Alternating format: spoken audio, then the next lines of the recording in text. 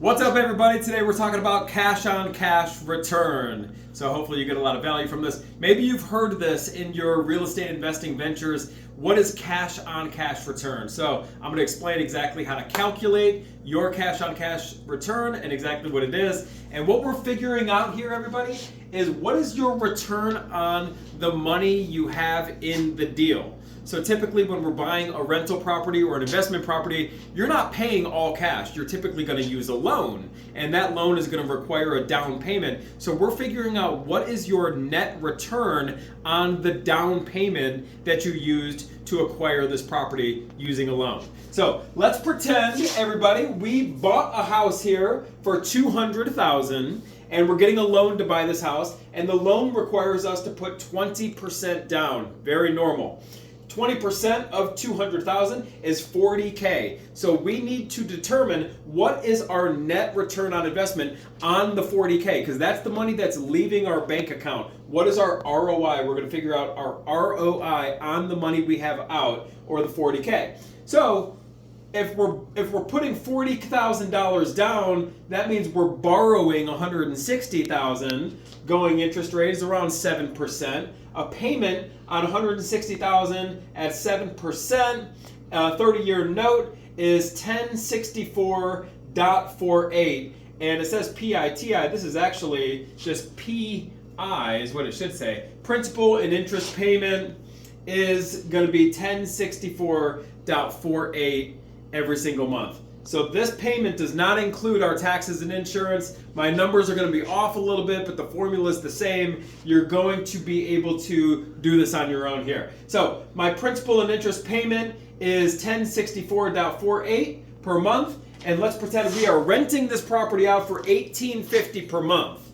Well, let's pretend we have a manager. They're going to take 10% of that, so $185 comes off the top. Let's say that there's 5% factored in for miscellaneous costs and repairs and things like that. And that means what is coming back to us after the management takes their fees and whatnot is $1572.50 after management fees and miscellaneous. And then we got to back out our cost here of what our interest payment is on the $160. So we take out our 1064.48. That leaves us with $508.02.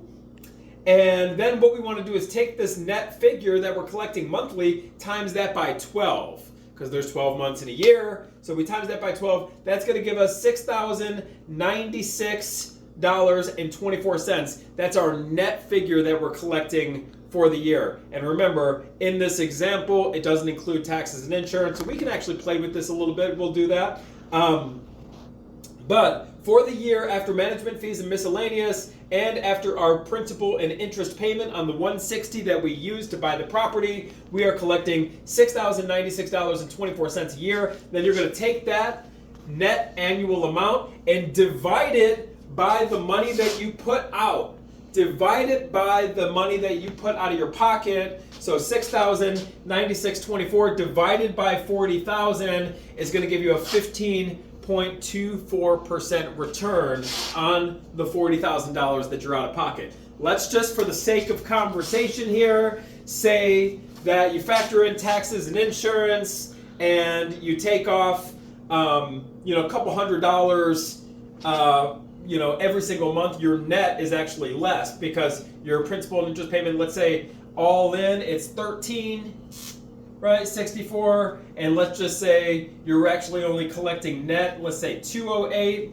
The principal's the same. You would take the 208, your true net figure, times it by 12, and then you would take that amount, that net amount, and divide it by the number that you have into the deal, and that's how you come up with your percentage. Obviously, it would be lower in this example.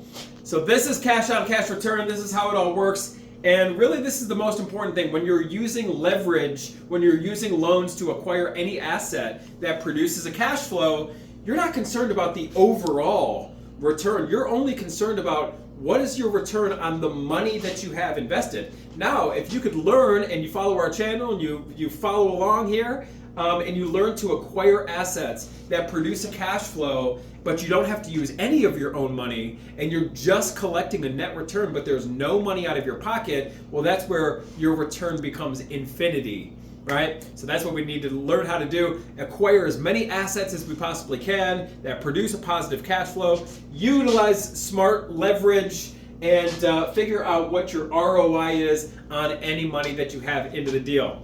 Hopefully you got some value from today's video. Make sure you like and subscribe, and I'll see you on the next one.